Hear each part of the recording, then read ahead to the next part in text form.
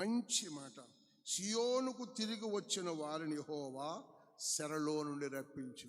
లోకమనే శర, బంధకాలనే శర, కుటుంబం అనే శర, పునరా చెప్పటానికి వీలు లేని శరలలో మంచి బట్టలు కట్టుకోను కానీ మనశ్శాంతి లేని శర. కలిసి నవ్వుతూ బండి మీద వెళ్తున్నాం, మనస్సులో కలవలేని శర.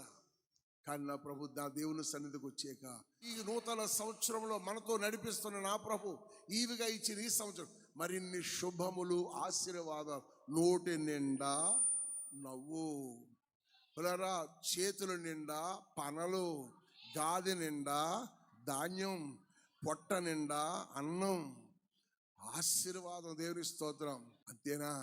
దీనులకు నీవు గుప్పెళ్ళు విప్పేవాడిగా. స్తోత్రం. అటువంటి భాగ్యాన్ని దేవుడిచ్చాడు. ప్రభువుని మనం గనపరుద్దాం, ప్రభువుని మనం స్తుతిందాం.